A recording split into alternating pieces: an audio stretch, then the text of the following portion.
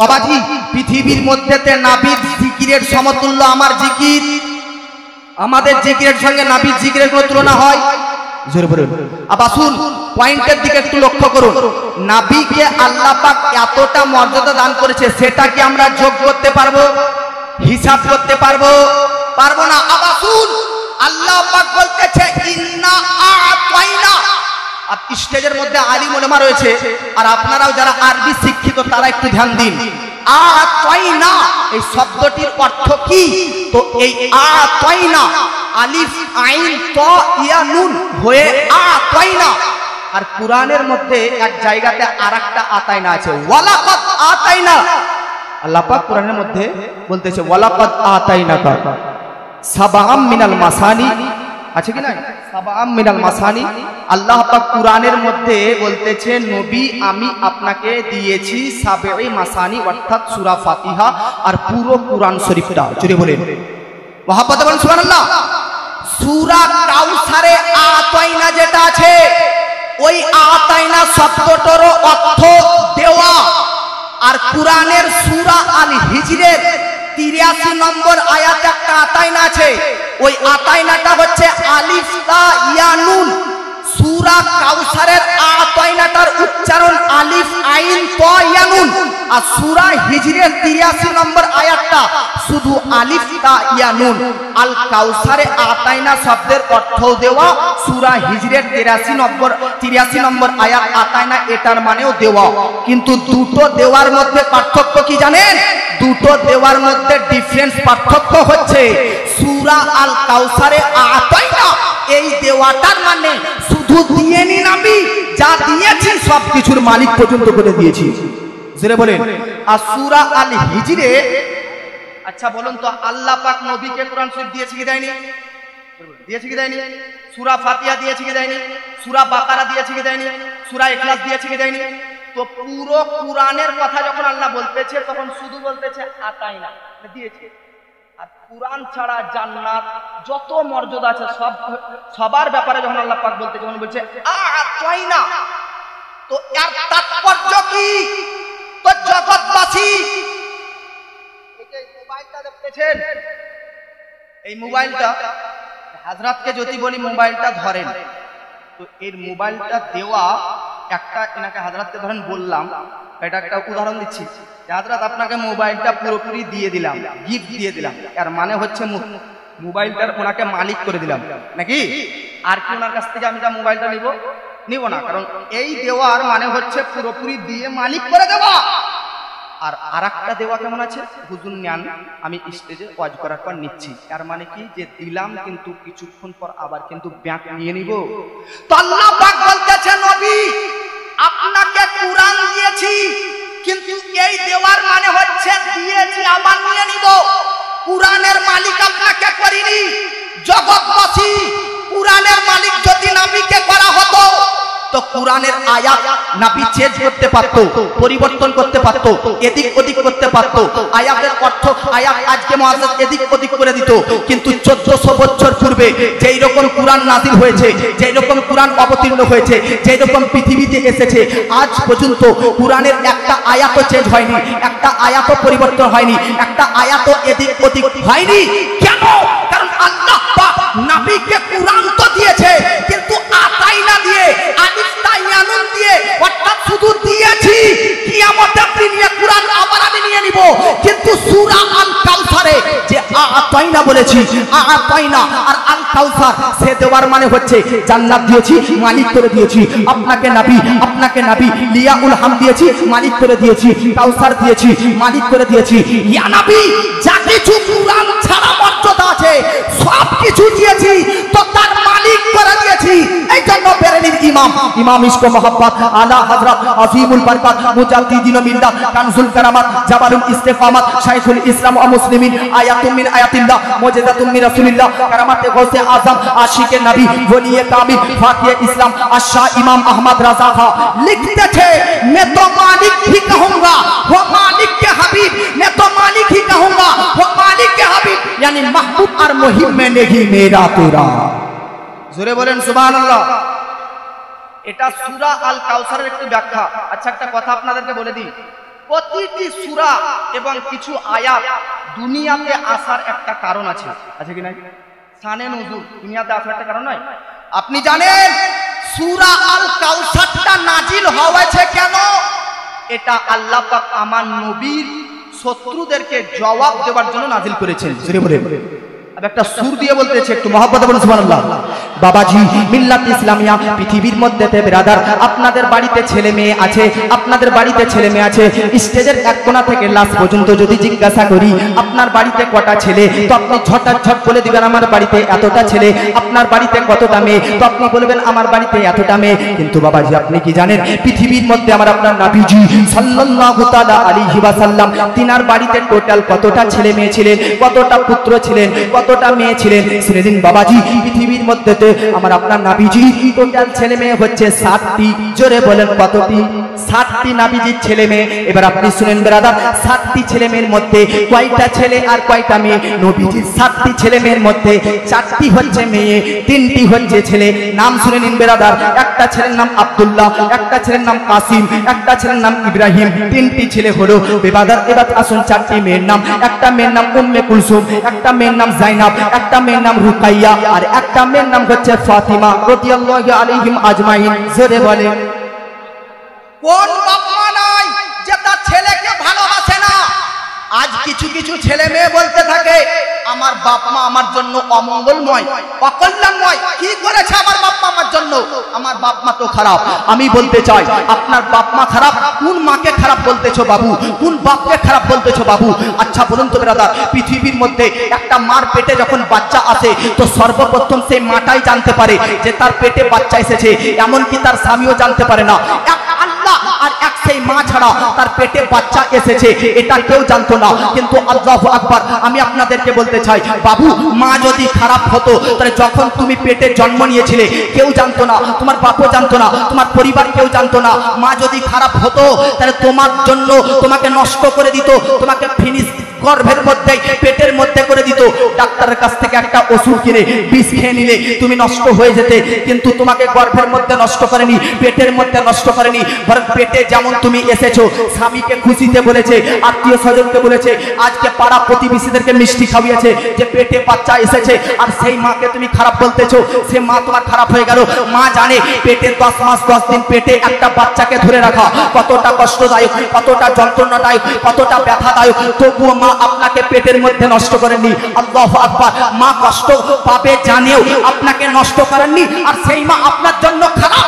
পাগলা বুঝো শুনে নাও, আজকে যে মা 10 মাস 10 দিন পেটে রেখে দুনিয়ার মধ্যে এসেছে, একটা মা যখন বাচ্চা জন্ম দেয় এতটা যন্ত্রণা এতটা কষ্ট পায় যে সে তখন ভাবে আর দ্বিতীয়বার পেটে বাচ্চা ধরবো না। কিন্তু আল্লাহু আকবার, তুমি পৃথিবীতে যখন জন্ম নিলে তোমার চেহারা দেখার সঙ্গে সঙ্গে মা তোমাকে দেখার সঙ্গে সঙ্গে সমস্ত দুঃখ কষ্ট যন্ত্রণা ব্যথা বেদনা সব ভুলে যায়। আমি বলতে চাই যে মা তোমাকে 2 বছর পর্যন্ত দুধ পান করিয়েছে সে মা তোমার জন্য আজকে খারাপ হয়ে গেল। আজকে আপনি নতুন বাড়িতে বৌমা নিয়ে এসেছেন, নতুন বাড়িতে ওয়াইফ নিয়েছেন, নতুন বাড়িতে স্ত্রী নিয়েছেন, স্ত্রী আপনাকে আজকে এমনটা করে দিয়েছে যে আপনার কাছে মা খারাপ হয়ে গেছে। ভাবুন মার কোন জিনিসটা আপনার খারাপ? পেটে 10 মাস 10 দিন রাখাটা কি খারাপ? বলুন পেটে আপনাকে রাখা, কষ্ট যন্ত্রণা সহ্য করা, তারপরেও কি মা খারাপ? 2 মাস 2 বছর ধরে দুধ পান করিয়েছে তবুও কি মা খারাপ? আচ্ছা বলেন তো আপনাকে কথাবার্তা শিখিয়েছেন কে? তো উত্তর আসবে মা। পৃথিবীর সর্বপ্রথম শিক্ষককে? তো উত্তর আসবে মা। আচ্ছা আপনাকে আজকে স্কুল যাওয়ার জন্য রেডি করে দিল কে? তো মা। আমি আপনাদেরকে বলতে চাই বাপের কি ছেলের ওপর কোনো অবদান থাকে না? আমি বলতে চাই হ্যাঁ, বাপেরও অবদান ছেলের ওপর থাকে, কিন্তু মায়ের অবদান প্রকাশ্যে আর বাপের অবদান হচ্ছে অপ্রকাশ্যে। মা যে জামা পোশাক পরে সে জামা পোশাকের খরচা বাপ বহন করে।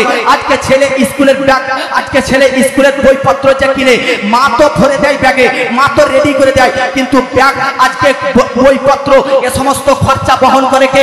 বাপ। আমি বলতে চাই মা দুধের ব্যবস্থা, মার স্তনে দুধ আসে, মা ভিটামিন খাওয়ার পর ভিটামিনের ব্যবস্থা করে কে? বাপ। আমি বলতে চাই বাপেরও অবদান ছেলের ওপর আছে। আরে জগৎবাসী, মা হচ্ছে বাড়ির রানী আর বাপ হচ্ছে বাইরের রানী। কোন বাপ আপনার জন্য খারাপ হয়ে গেল? আরে শুনে শুনেন জগৎবাসী, আজকে মাস্টার হয়েছে, ডাক্তার হয়েছেন, ইঞ্জিনিয়ার হয়েছে, বড় ব্যবসায়িক হয়েছে, বড় বিজনেসম্যান হয়েছে, তো বাপের পরিশ্রমের ফলে, বাপের ঘাম ঝরানোর টাকাতে, আজকে বাপের আজকে পরিশ্রমে আজকে আপনি এতটা উন্নতি করতে পেরেছেন। জগৎবাসী শুনে নেন, এক মা যে 10 মাস 10 দিন পেটে রেখেছে আর 2 বছর ধরে দুধ পান করিয়েছেন, আর আপনার ক্যারিয়ার, আপনার জীবন, আপনার লাইফকে তৈরি করার জন্য এক বাপ রোদের তাপে ঘামকে ঝরিয়ে ঝরিয়ে 20 বছর পর্যন্ত আপনাকে খাওয়িয়েছেন, পড়িয়েছেন, সব ইচ্ছা পূরণ করেছেন। এইরকম মা বাপকে যদি বড় হওয়ার পর কষ্ট দিতে থাকেন, তো কসম খোদার বলতে থাকি, স্টেজের খুঁটি নয় আর সের পায়া পর্যন্ত হিলে যাবে। জোরে বলেন, এই মা বাপকে কষ্ট দেওয়া যাবে? জোরে বলেন। বাপ কাকে বলে জানেন? মা কাকে বলে? মা বাপ চাই যে আমাদের চোখের সামনে যেন আমাদের ছেলে ইন্তেকাল না হয়। মা বাপ চাই যেন আমরা আমাদের ছেলে মেয়েকে যেন দাফন না করি, বরং আমরা যেন ছেলে মেয়ের হাত রাতে দাফন হয়। তা বাপ মা বলতে থাকে আমরা যেন আল্লাহ আমাদের ছেলে মেয়েকে দাফন না করি, যেন ছেলে মেয়েদের হাত রাতে আমরা দাফন হই। ওই মা বাপকে জিজ্ঞাসা করুন, যার ছেলে মেয়ে বাল্যকালে শৈশবকালে ইন্তেকাল করেছে, তার কলিজা কতটা ফেটেছে। আসুন, আপনার বাড়িতে যদি বাচ্চা ইন্তেকাল করেছে, অধৈর্য হবেন না, বেসব্র হবেন না। কেন? কারণ আমার নবী নিজের হাতে তার 60টা ছেলে মেয়ের মধ্যে 6টা ছেলে মেয়েকে নিজের হাতে দাফন করেছে। আল্লাহু আকবার। নবী 60টা ছেলে মেয়ের মধ্যে 6টা ছেলে মেয়েকে নবী নিজের জীবনে দাফন করেছে। আমার নবীর ইন্তেকালের পর একমাত্র মা ফাতেমাই বেঁচে ছিলেন, তিনি নবীর ইন্তেকালের পর ইন্তেকাল করেছিলেন। বাকি নবীর সব কয়টি ছেলে মেয়ে নবী নিজের জীবদ্দশাতে নিজের হাত দ্বারা দাফন করেছে। বাপের আদরের সবচাইতে মেয়ে হয়, কিন্তু বাপের ভবিষ্যৎ, বাপের ফিউচার ছেলে। নবীর 3টি ছেলে সাবালগই হয়নি, বিয়ে তো দূরের কথা, নাবালক অবস্থাতে নবীর 3টি ছেলেকে ইন্তেকাল করতে হয়েছে। বলুন কতটা কষ্ট, কতটা যন্ত্রণা। নবীর 3টি ছেলে ইন্তেকাল করেছে। আবার আসুন দেখুন বাবাজি, আমার নবীর বাড়িতে 3টি পরস্পর নবীর ছেলে ইন্তেকাল করতেছে, তো আরবের কাফেররা নবীকে নিয়ে কটূক্তি করতেছে যে নবী তো বংশ কাটা হয়ে গেল। কেন? কারণ বাপের বংশ ছেলের মাধ্যমে চলে না মেয়ের মাধ্যমে? যারা বলেন ছেলের মাধ্যমে না মেয়ের? ছেলের। নবী 3টি ছেলে তো ইন্তেকাল করলো নাবালক অবস্থাতে, অতএব আরবের কাফেররা বলতেছে নবী বংশ কাটা হয়ে গেল, নবী লেজ কাটা হয়ে গেল। এটাকে আরবিতে বলতেছে আবতার। আবতার বংশ কাটা, লেজ কাটা, ছিন্নহীন হয়ে গেল, ভিন্নহীন হয়ে গেল। কেন? আবু জেহেল, আবু লাহাব, উতবা, উতাইবা, আরবের কাফির, মক্কার কাফির, মদিনার কাফিররা নবীর 3টি ছেলে বাল্যকালে ইন্তেকাল করা দেখে বলতেছে দেখ দেখ দেখ দেখ, মুহাম্মদের 3টে ছেলে ছিল, তো 3টে ছেলে ইন্তেকাল করে গেল। এর মানে হচ্ছে আর আগে নবীর বংশধর থাকবে না, আর নবীর বংশধর আর আগে আসবে না। এর মানে নবীর চর্চাও হবে না, নবীর চর্চা এখানেই শেষ, এখানেই ফিনিশ। যেমন ভাবে যেমনটি এই আরবের কাফেররা নবীর ছেলে ইন্তেকাল করেছে সব কয়টা বলে কটূক্তি করতে লেগেছে, আজকে নবীকে নিয়ে আজকে খারাপ মন্তব্য করতে লেগেছে, অশ্লীল কথাবার্তা বলতে লেগেছে, নিকৃষ্ট কথা বলতে লেগেছে। নবীকে বারবার নবীর ছেলে মারা গেছে বলে নবীকে লেজ কাটা বলতেছে, বংশ কাটা বলতেছে। আব আপনাদেরকে যদি জিজ্ঞাসা করি, আপনার ইমাম সাহেবকে যদি কেউ গালি দেয়, তো বলেন সভাপতি সাহেব কি চুপচাপ থাকবে? না, সভাপতি উত্তর দিবে। আপনাকে বলি, আজকে ইমাম সাহেবকে যদি কেউ খারাপ কথা বলে, তো সেক্রেটারি চুপচাপ থাকবে না, ক্যাশিয়ার চুপচাপ থাকবে না, গ্রামবাসী চুপচাপ থাকবে না। যে ইমামকে খারাপ কথা বলবে তার উপযুক্ত জবাব সভাপতি, সেক্রেটারি, ক্যাশিয়ার, ইমামের মুক্তাদি গন্ডা উত্তর দিবে। আমি বলতে চাই, আমি বক্তারকে কেউ খারাপ বললে শ্রোতা উত্তর দিবে, মাস্টারকে খারাপ বললে ছাত্ররা উত্তর দিবে। আজকে আলেম ওলামা ইমামদেরকে খারাপ বললে মুক্তাদি উত্তর দিবে, কিন্তু নবীকে কেউ খারাপ বললে পৃথিবীর সৃষ্টি নয় আল্লাহ তাআলা উত্তর দিতেছে। জোরে বলেন বাবাজি। মিল্লাত ইসলামিয়া দেখুন বেরাদার, আল্লাহ পাক কি করে উত্তর দিতেছে। নবীজি 3টি ছেলে ইন্তেকাল করেছে। আজকে যখন বেরাদার আরবের কাফেররা নবীকে লেজ কাটা, বংশ কাটা বলতেছে, তখন আল্লাহ পাক কোরআনের মধ্যে আয়াত অবতীর্ণ করতেছে, ইন্না শানিয়াকা হুয়াল আবতার। জোরে বলেন। আল্লাহ বলতেছে ইন্না শানিয়াকা, নবী আপনি রেট কাটা নয়, আপনি বংশ কাটা নয়, আপনাকে যারা বলতেছে আপনার শত্রুরাই আসলে বংশ কাটা। আরে নবী গোটা দুনিয়াতে সমস্ত বাপের বংশ চলবে ছেলের মাধ্যমে, ওয়ানলি নবী আপনার বংশ চলবে আপনার 4টি মেয়ের মাধ্যমে। আজকে আবু জেহেলের ছেলেরা বেঁচে আছে তাই গর্ব করতেছে, আবু লাহাবের ছেলেরা বেঁচে আছে তাই তারা গর্ব করতেছে। আজকে আপনার ছেলে নাই তাই আপনাকে নিয়ে তারা কুরুচিকর আজকে অশ্লীল কথাবার্তা বেয়াদবি করতেছে। শুনেন নবী, আরে শুনেন নবী, এমন একটা সময় আসবে, এমন একটা টাইম আসবে, এমন একটা যুগ আসবে যে পুরো পৃথিবী থেকে আবু জেহেলের ছেলে থাকতেও তার বংশ কেটে যাবে, আবু লাহাবের ছেলে থাকতেও তার বংশ ফিনিশ হয়ে যাবে। কিন্তু আপনার তিনটি ছেলে নাবালক অবস্থাতে ইন্তেকাল করার পরেও আপনার বংশ কিয়ামত পর্যন্ত পুরো পৃথিবীর মধ্যে বসবাস করতে থাকবে। ইরাকে যাবেন তো নবীর বংশধর পাবেন, ইরানে যাবেন নবীর বংশধর পাবেন, বাংলাদেশ যান নবীর বংশধর পাবেন, আফ্রিকা যাবেন নবীর বংশধর পাবেন, আর আমেরিকা যাবেন নবীর বংশধর পাবেন, আরব যাবেন নবীর বংশধর পাবেন, আজকে ইন্ডিয়াতে দেখবেন নবীর বংশধর পাবেন। গোটা পৃথিবীতে প্রত্যেকটি কোণাতে কোণাতে নবীর বংশধররা বিরাজ করতেছে। আরে আপনাদেরকে তো একটা দায়িত্বশীল মঞ্চ থেকে দায়িত্বশীলতার সাথে কথা বলে যাচ্ছি, গোটা পৃথিবীতে হেলিকপ্টার ভাড়া করে, জাহাজে প্লেনে করে, ট্রেনে গিয়ে সফর করে নবীর বংশধরদেরকে দেখার প্রয়োজন নেই। আর একটু অপেক্ষা করুন, সৈয়দ আজিমউদ্দিন আহমদ নাইমি আসবে, নবীর মুজিজা নবীর বংশধরকে দেখে নেবে।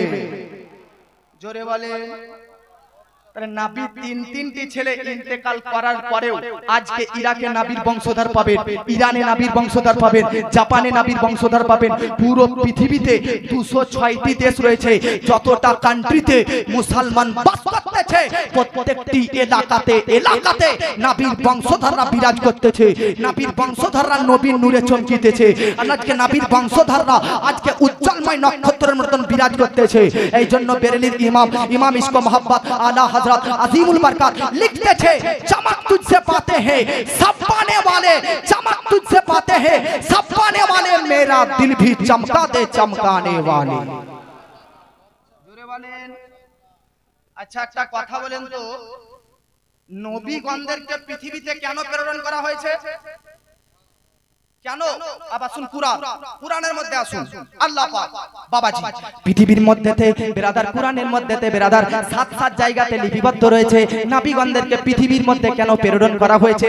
একটা আয়াত পাঠ করতেছি, টাইম অল্প, টাইম স্বল্প, টাইম কতিপয়। বাবাজি আল্লাহ পাক বলতেছে, ইয়াতলু আলাইহিম আয়াতিকা ওয়া ইউআল্লিমুহুমুল কিতাবা ওয়াল হিকমা ওয়া ইউযাক্কিহিম। বাবাজি পৃথিবীর মধ্যেতে আল্লাহ পাক নবীদেরকে প্রেরণ করেছে শিক্ষা দীক্ষা, আল্লাহর একত্ব বাদের ডঙ্কা, হেদায়াত আপনাদের নিকট পৌঁছানোর জন্য। জোরে বলেন। নবীদেরকে কেন প্রেরণ করা হয়েছে? আল্লাহর কাছ থেকে বার্তা নিয়ে মানব জাতির কাছ পর্যন্ত পৌঁছে দিতে। জোরে বলেন সুবহানাল্লাহ। আল্লাহর কাছ থেকে ওহী নিয়েছে আপনাদেরকে শ্রবণ করানোর জন্য, আল্লাহর কাছ থেকে মুআজ্জাজ শিক্ষা দীক্ষা এনে আপনাদের কাছ পর্যন্ত শোনানোর জন্য। আচ্ছা বলুন তো, আল্লাহ যদি চাইতো নবীদেরকে না পাঠিয়ে সরাসরি ডাইরেক্টলি আমাদেরকে শিক্ষা দিত, অর্থাৎ আমরা আল্লাহর কাছ থেকে শিক্ষা নিতে পারতাম কি পারতাম না? পারতাম কি পারতাম না? সরাসরি আল্লাহ যদি চাইতো যে আমি বান্দাদেরকে সরাসরি হেদায়েত দেব, বলেন হতো কি হতো না? বলেন হতো কি হতো না? কিন্তু আল্লাহ সরাসরি ডাইরেক্টলি হেদায়েত শিক্ষা দীক্ষা না দিয়ে মাঝে নবীগণদেরকে কেন রাখলেন? জোরে বলেন সুবহানাল্লাহ। 2-4 জন গল্প করছে মনে হচ্ছে, লাগছে আপনারা গল্প করতেছেন নাকি? এবার একটা ছন্দ পাঠ করতেছি, তারপর বক্তব্য আগাবে। কিতনে লোক শুননা চাহতে হাত উঠার বলে সুবহানাল্লাহ।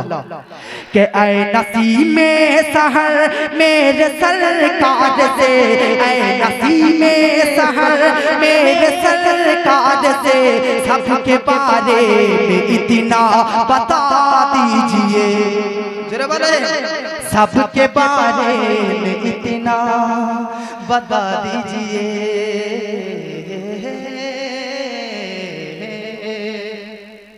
मैं थोड़ा बहुत नात भी पढ़ना जानता हूँ हुजूरों की दुआओं से, तो आज तो ये तकरीर का दिन है ना, इसलिए मैं नात कम पढ़ रहा हूँ ताकि आप लोगों को बात ज्यादा सुना पाऊँ। लेकिन आप लोग इधर उधर दिमाग को माइंड को घुमा रहे हैं, इसलिए एक शेर पेश करना चाहता हूँ। हाथ उतार बोलो सुभान अल्लाह। के ऐ नसीमे सहर मेरे सरकार से, ऐ नसीमे सहर मेरे सरकार से, सबके बारे में इतना बता दीजिए, सबके बारे में इतना बता दीजिए। ऐ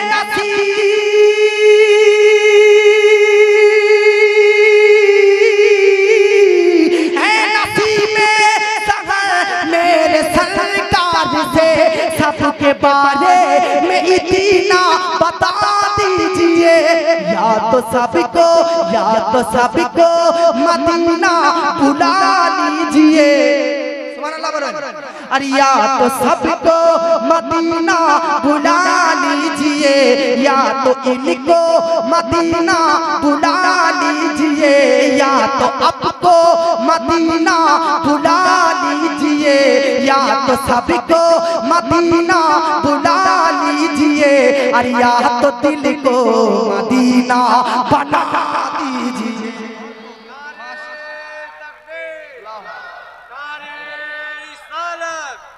सरकार की आमद, दिलदार की आमद, आका की आमद, नारे तकबीर, नारे रिसालत। मोहब्बत से बोलिए सुभान अल्लाह।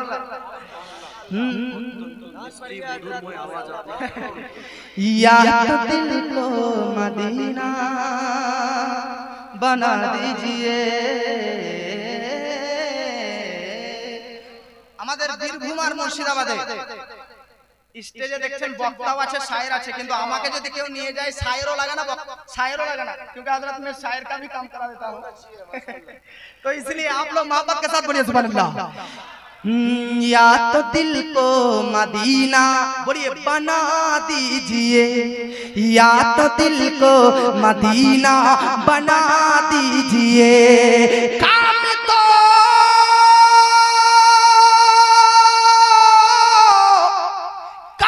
तो खूब करती है मेरी नजर, फिर भी बेचैन रहता हूँ ये सोच कर, फिर भी बेचैन रहता हूँ ये सोच कर, बुझ न जाए कहीं आँख की रोशनी, बुझ न जाए कहीं आँख की रोशनी, बुझ न जाए कहीं आँख की रोशनी। या नबी सबसे गुंबद, या नबी सबसे गुंबद दिखा दीजिए, या नबी सबसे गुंबद दिखा दीजिए।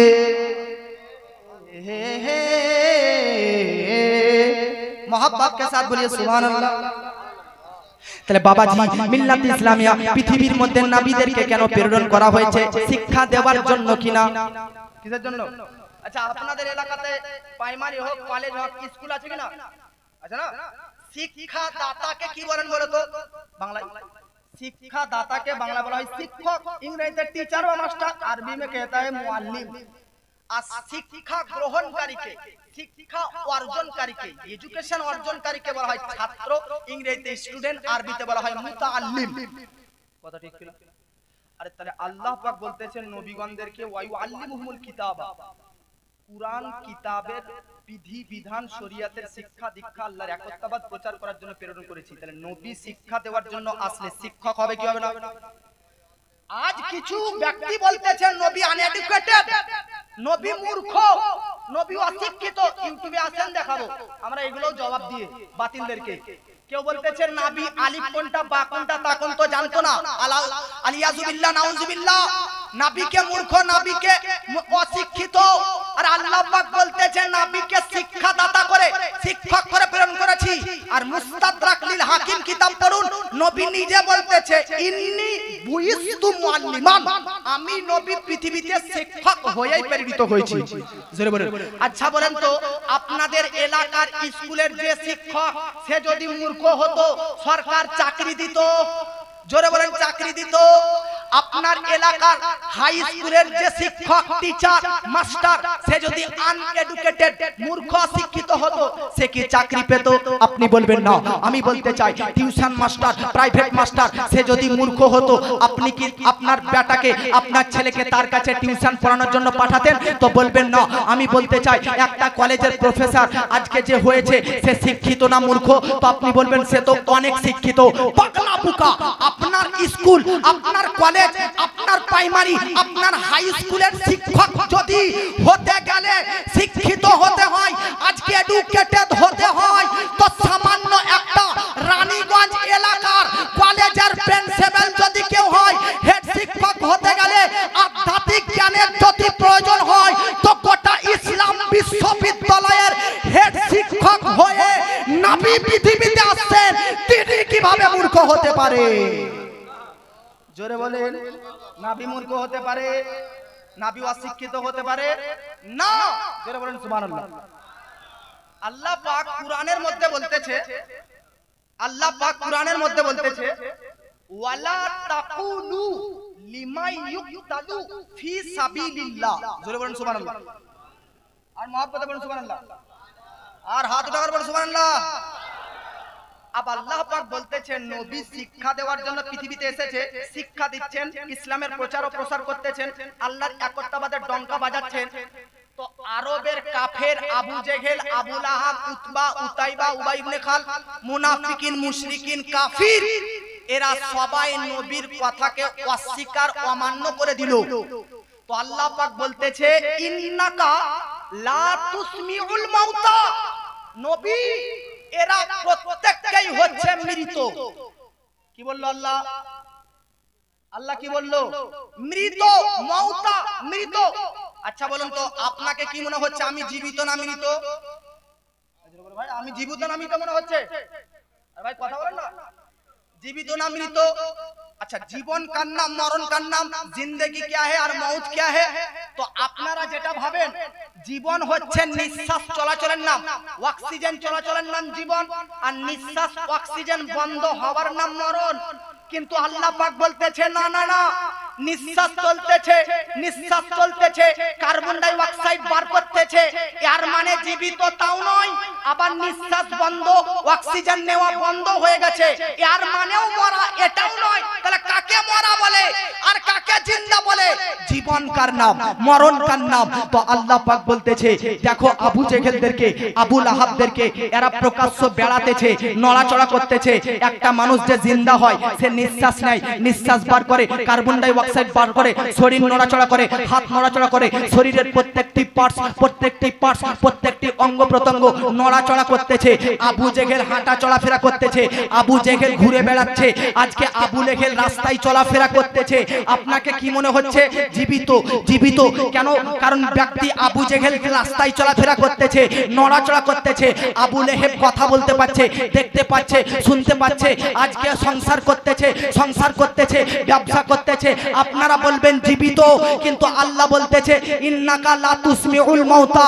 নবী গো টেনশন করার প্রয়োজন নেই, চিন্তা করার প্রয়োজন নেই। আবু জেহেল হচ্ছে মৃত, আরবের কাফের মৃত, মক্কার কাফের মৃত। তারা দেখলেন আবু জেহেল, আবু লাহাব, আরবের কাফেররা নিঃশ্বাস নিচ্ছে, কার্বন ডাই অক্সাইড ছাড়তেছে, নড়াচড়া করতেছে, হাত নড়াচড়া করতেছে, পা নড়াচড়া করতেছে, আর আল্লাহ পাক বলতেছে মৃত।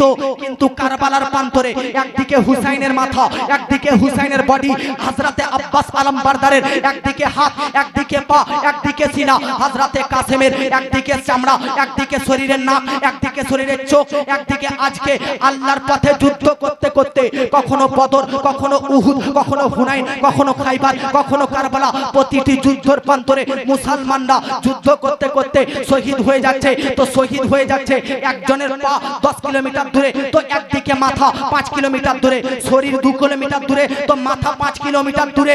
এবার আপনাদেরকে কি মনে হচ্ছে বলেন তো? মৃত। আল্লাহ পাক বলতেছে ওয়ালা তাকুলু লিমা ইফতালু ফি সাবিলিল্লাহ, খবরদার, সাবধান, ডেঞ্জার, এদেরকে মৃত বলো না, মৃত বলো না। আল্লাহকে বললাম আল্লাহ ব্যাপারটা কি?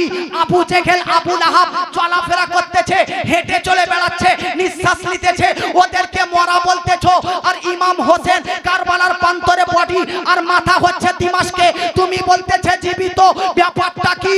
তো আল্লাহ পাক পুরো জগৎবাসীকে বলতেছে নিঃশ্বাস চলাচলের নাম জীবন নয়, আর নিঃশ্বাস বন্ধ হওয়ার নাম মরণ নাম, মরণ নয়। আসল জীবন কার নাম, আসল মরণ কার নাম? তো আল্লাহ পাক বলতেছে যারা পৃথিবীর মধ্যে আল্লাহর প্রেমে, নবীর প্রেমে, ইসলামকে মহব্বত করে, ইসলামকে বাঁচানোর জন্য নিজের গাদ্দানকে বিলীন করে দেয়, কবরে যাওয়ার পরে তারা জীবিত হয়ে যায়। কিন্তু যারা নবীর শত্রুতাতে জীবন যাপন করতেছে, জীবিত মনে হলেও তারা আসলেই মৃত। জোরে বলেন। আল্লাহর প্রেমে যারা নিজের জানকে বিসর্জন করে দিবে, কবরের পরেও তারা জীবিত না মৃত? আর যারা ইসলামের দুশমনগিরিতে, ইসলামের শত্রুতাতে জীবন যাপন করবে, তারা মৃত না জীবিত? তারা হচ্ছে মৃত। শহীদ কারা? আজ একজন ব্যক্তি প্রশ্ন করতেছে, যুদ্ধ করতে করতে মানুষ যখন লড়াই করে, আপনারা লড়াই করেন কি করেন না? করেন না ঝগড়া? করেন না? আপনারা ভালো যুবক ছেলে, আমাদের এলাকাতে একটা যুবককে যদি এক থাপ্পড় মেরে দেন ভাই, 5 মিনিট পর ওখানে দাঁড়াতে পারবে না, ও আরো 10টা ছেলে এসে আপনাকে গাব পিটা করবে। আপনার এদিকে হতা কি না? তো লড়াই করলে মানুষের কখনো হাত ফাটে, কখনো নাক ফাটে, কখনো চোখ ফাটে, কখনো মানুষ মারাও যায়, কি হয় না? কারবালার প্রান্তর, বদরের প্রান্তর, যে কোনো প্রান্তর, যে কোনো ময়দান, বদরের যুদ্ধ, যে কোনো যুদ্ধের ময়দান দেখে নিন, একদিকে হাত কেটে পড়ে রয়েছে, একদিকে পা কেটে পড়ে রয়েছে, একদিকে সিনা ফেড়ে পড়ে রয়েছে, রক্তে রক্তে চতুর্দিকে লাল হয়ে যাচ্ছে, চোখ বেরিয়ে পড়তেছে, লোম ঝুলে পড়তেছে, জিভা বার হয়ে পড়তেছে। আপনি বলবেন হুজুর উনাদের কি কষ্ট হয় না, উনাদের কি যন্ত্রণা হয় না, উনাদের কি ব্যথা হয় না? ব্যথা হওয়ারই তো কথা, যন্ত্রণা হওয়ারই কথা। হাত কেটে পড়ে যাবে, পা কেটে পড়ে যাবে, গাদ্দান কাটা হবে, আর ব্যথা হবে না এমনটা তা নয়। তো হাকিকাতটা কি? তো নবী বলতেছে, তিরমিজি শরীফের হাদিস, আশ-শাহীদু লা ইয়াজিদু আলামিল কাতলি, আলামিল কাতলি ইল্লা কামা ইয়াজিদু আহাদুকুম আলামিল ফারসাতি। আরে আল্লাহর জন্য যখন কেউ হাত কেটে দেয়, কেউ পাও কেটে দেয়, কেউ পেট ফেড়ে দেয়, কেউ সিনা কেটে দেয়, তখন তার যন্ত্রণা কতটা হয়? একটা পিঁপড়া শরীরে কামড়ালে যতটা আপনি ব্যথা অনুভব করেন, আল্লাহর পথে কেউ গাদ্দান দিলে সে ততটাই ব্যথা পায়।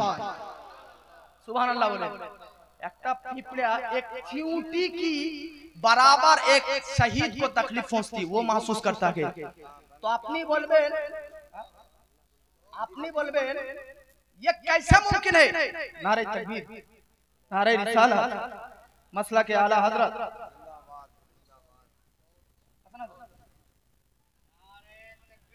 अल्लाहु अकबर।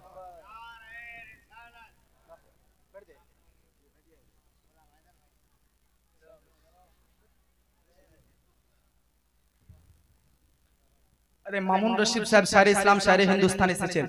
তো আমি বলতেছিলাম একজন শহীদ ব্যক্তি কতটা কষ্ট পায় শহীদ হবার সময়। পিঁপড়া কাটার নাই যতটা কষ্ট ততটা কষ্ট পায়। জোরে বলুন সুবহানাল্লাহ। আপনি বলবেন এটা কিভাবে সম্ভব?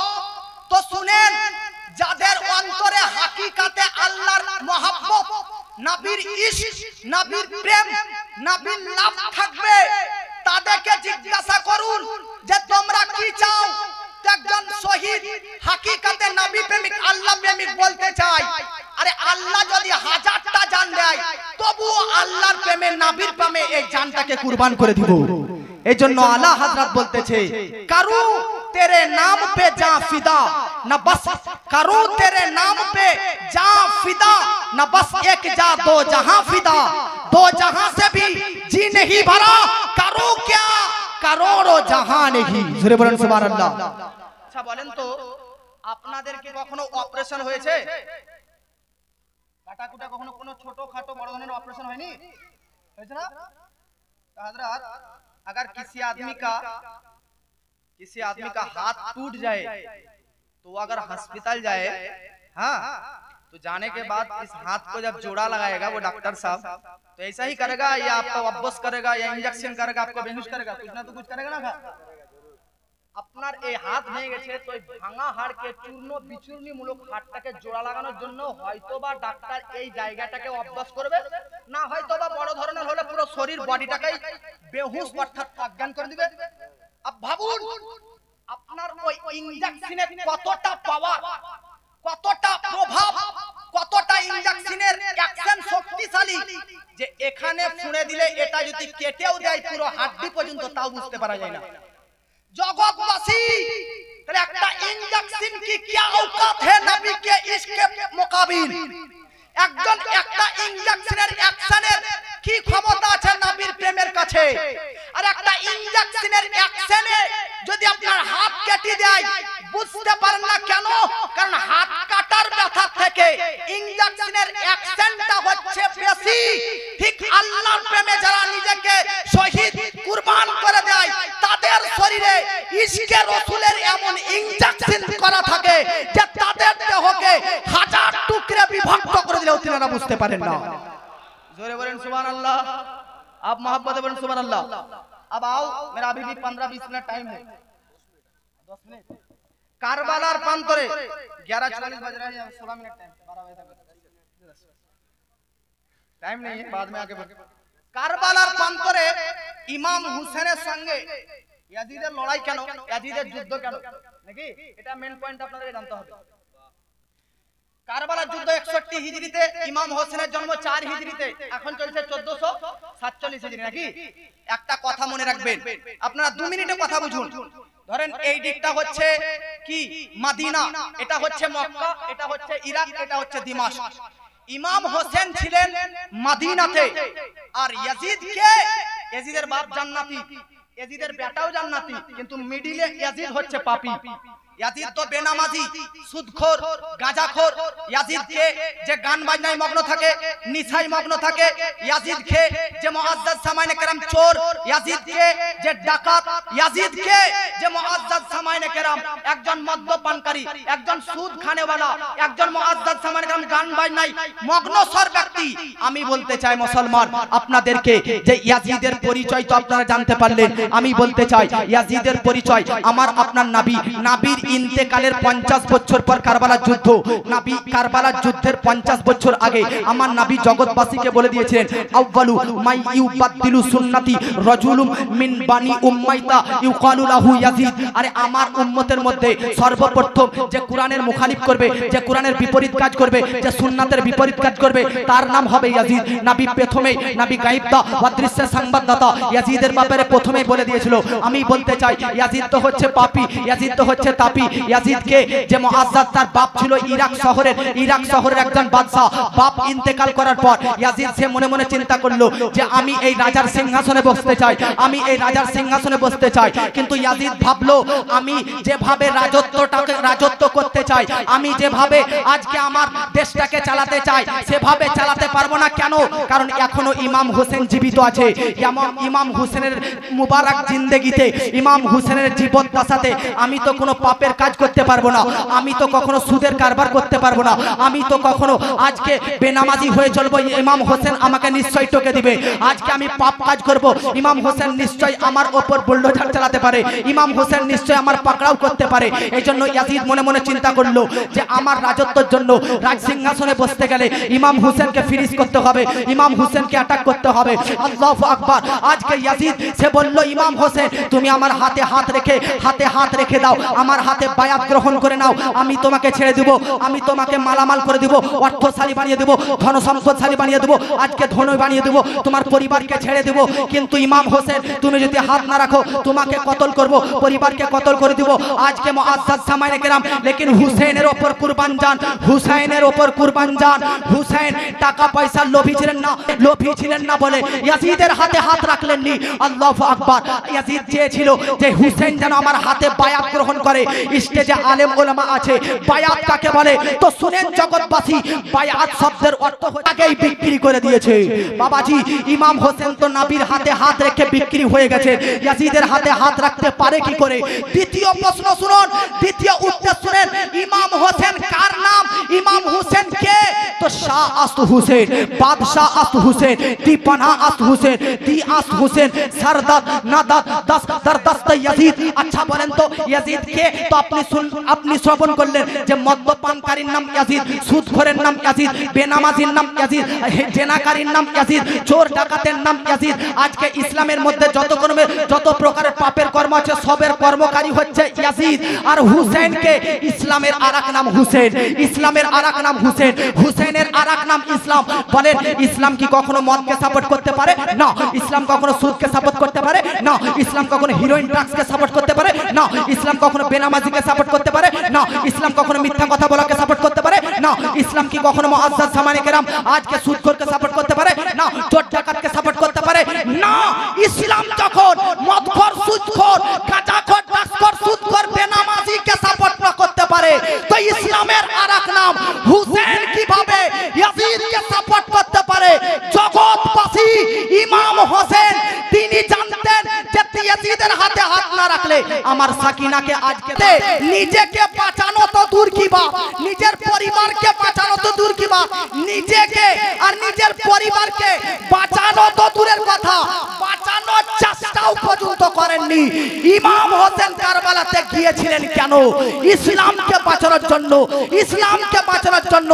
এই জন্য খাজা গরিব নওয়াজ বলতেছে সারদার নাদার দস্তে আজিজ ইমাম হোসেন কার নাম? যিনি নিজের মাথা দিল কিন্তু নিজের হাতকে ইয়াজিদের হাতে হাত রাখলো না।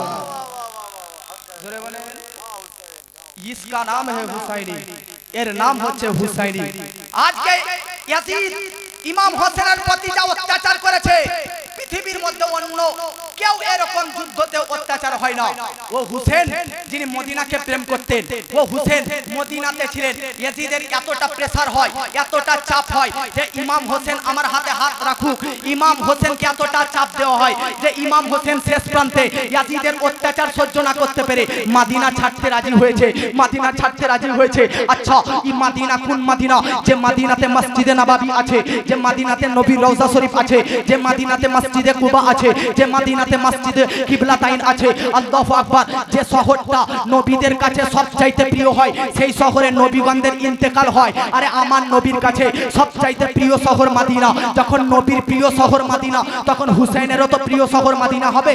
আমি বলতে চাই কোন মদিনা? যে মদিনাতে অসুস্থ ব্যক্তি প্রবেশ করলে সুস্থ লাভ করে নেয়। কোন মদিনা? যে ব্যক্তি ঋণী ব্যক্তি প্রবেশ করলে তার ঋণ পরিশোধ করার আল্লাহর পক্ষ থেকে রহমত নাজিল হয়ে যায়। কোন মদিনা? যে মদিনাতে কিয়ামতের আগে দাজ্জাল আসবে, গোটা পৃথিবীতে গাছ করবে কিন্তু মদিনাতে প্রবেশ করতে পারবে না। ওই মদিনা পর্যন্ত ইয়াজিদের অত্যাচারে হুসাইনকে ছাড়তে বাধ্য হতে হয়েছে। আমি বলতে চাই শাবান মাসের 4 তারিখ, শাবান মাসের 4 তারিখ, শাবান মাসের 4 তারিখ 60 নম্বর হিজরিতে মদিনা থেকে ইয়াজিদের অত্যাচারে ইমাম হুসেন মদিনা থেকে মক্কা গিয়েছেন। আল্লাহু আকবার। নবী যখন ইসলামের প্রচার করতে লাগলেন 40 বছর বয়সে কাফেরদের এতটা অত্যাচার হয়েছিল যে নবী 53 বছর বয়সে মক্কা ছেড়ে মদিনা এসেছিলেন। আর নবীর উম্মতের অত্যাচারে ইমাম হোসেন মদিনা ছেড়ে মক্কা আসতেছে। আল্লাহু আকবার। ইমাম হোসেন মক্কাতে ছিলেন। এই কুফাবাসী ধোঁকাবাজ শহর ইয়াজিদের আজকে অনুপ্রেরণাতে আমার হুসেনকে মক্কা থেকে ডেকে এনে কারবালা পর্যন্ত নিয়ে এসে বেদর্দির সহিত শহীদ করেছে। আমি বলতে চাই আজ পৃথিবীতে সেই ইয়াজিদ যে ইয়াজিদ ইমাম হুসেনের প্রতি অত্যাচার করেছে। কোন হুসেন? যাদের সম্পর্কে কোরআনের আয়াত কুল্লা আসআলুকুম আলাইহি আজরান ইল্লাল মাওয়াদ্দাতা ফিল কুরবা।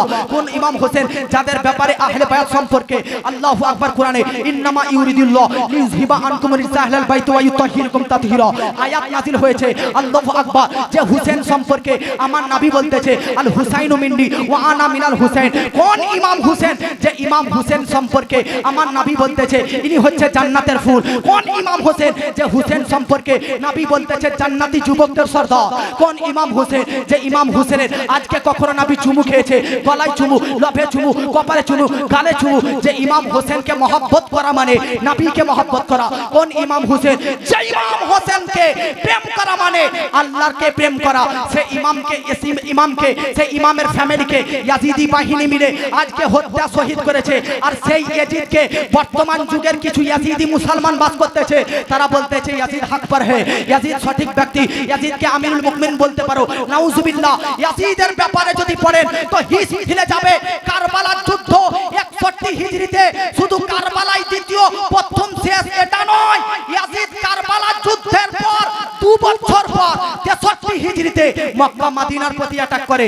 মদিনা যে মদিনাতে কারবালার যুদ্ধের 2 বছর পর আবার ইয়াজিদ কারবালা থেকে 2 বছর পর মদিনাতে অ্যাটাক করে 10,000 জনসাধারণকে শহীদ করেন, 1700 সাহাবায়ে কেরামকে শহীদ করেন, 700 হাফিজ কুরআনকে শহীদ করেন, আজকে কুরাইশ গোত্রকে শহীদ করেন। প্রায় সাহাবীকে মক্কার প্রতি মদিনার প্রতি অ্যাটাক করনে वाला এই রকম ইয়াজিদি কখনো জাহান্নামী হতে পারেন না। এইজন্য কোন এক দিয়ালে একটা riwayat অনুযায়ী নবীর আজকে জন্মের 500 কোন কিতাবে 300 বছর আগে লেখা ছিল আতারজু উম্মাতুন কাতালাত হুসাইনা শাফাআতা জাদ্দিহি ইয়াউমাল হিসাব। যারা ইমাম হোসেনকে শহীদ করেছে তার ফ্যামিলিকে, তারা কখনোই নাতি ইমাম হোসেনের নানার শাফাআত পেতে পারে না। বাস অনেক টাইম হয়ে গেছে, আমি আর বক্তব্য আগে বাড়াচ্ছি না। তবে একটা ছন্দ আমি পাঠ করব, স্টেজের উলামায়ে কেরামের কাছে একটা ছন্দ, তারপরে বক্তব্য ইতি করব। হুজুর নাদিম রাজা ফাইল সাহেব স্টেজের মধ্যে জলवा। अब पढ़ रहा हूँ उर्दू में ही, बांग्ला में पढ़ूं या उर्दू में? उर्दू में पढ़ूंगा। आप दोनों सिर्फ एक बार पढ़िए। अल्लाहुम्मा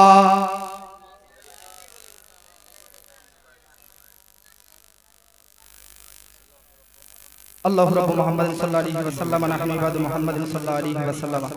अब देखिए, मैं तो कोई शायर नहीं, शायर किसको कहा जाता है? जो नात लिखता है, लेकिन मैं नातखा हूँ, नात पढ़ने वाला। हजरत का नात को नकल करता हूँ। अब असद इकबाल की एक नात को नकल कर रहा हूँ। पूरा मजमा हाथ उठा बोलिए सुभान अल्लाह।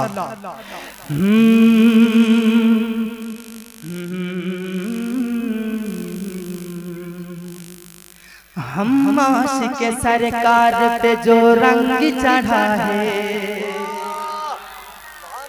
हम आशिक सरकार पे जो रंग चढ़ा है, हम आशिक सरकार पे जो रंग चढ़ा है, ये रंग रज़ा रंग रज़ा रंग रज़ा है। पूरा मजमा बोलिए, ये रंग रज़ा रंग रज़ा रंग रज़ा है। हम आशिक सरकार पे जो रंग चढ़ा है, हम आशिक सरकार पे जो रंग चढ़ा है, ये रंग रज़ा रंग रज़ा रंग रज़ा है। सुन्नी का वहाँ पीछे कोई मेल नहीं है, सुन्नी का वहाँ पीछे कोई मेल नहीं है, मसलक है रज़ा का ये कोई खेल नहीं है। जोरे वाले सुन्नी का वहाँ पीछे कोई मेल नहीं है, मसलक है रज़ा का ये कोई खेल नहीं है। सुन्नी तो वहाँ पीछे, सुन्नी तो वहाँ पीछे, सुन्नी तो वहाँ पीछे मिलेगा न मिला है, सुन्नी तो वहाँ पीछे मिलेगा न मिला है। ये रंग रज़ा रंग रज़ा रंग रज़ा है। जो रंग रज़ा मुफ्ती आज़म पे चढ़ा था, वो रंग रज़ा ताज शरीयत को मिला था। आज के 13 मुहर्रम, आज के हुजूर मुफ्ती आज़म हिंद उर्स मुबारक, सुभान अल्लाह। आज हुजूर मुफ्ती आज़म हिंद आला हजरत छोटो पुत्र छोटो संतान अल्लामा मुस्तफा रज़ा खा तिनार आज के उर्स मुबारक। ताई हुजूर मुफ्ती आज़म हिंद के केंद्र करे मोहब्बत बोलो सुभान अल्लाह। जो रंग रज़ा मुफ्ती आज़म पे चढ़ा था, वो रंग रज़ा ताज शरीयत को मिला था।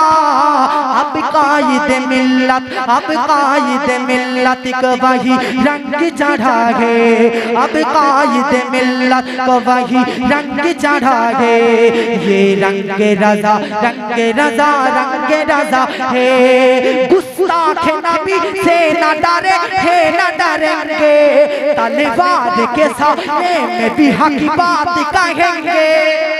जोरे बोलें गुस्ताख नबी से न डरे है न डरेंगे तलवार के साथ ये में भी हक बात बोलेंगे ये मर्द मुजाहिदीन ये मर्द मुजाहिदीन ये मर्द मुजाहिदीन ये मर्द मुजाहिदीन सऊदी से कहा है ये मर्द मुजाहिदीन सऊदी से कहा है ये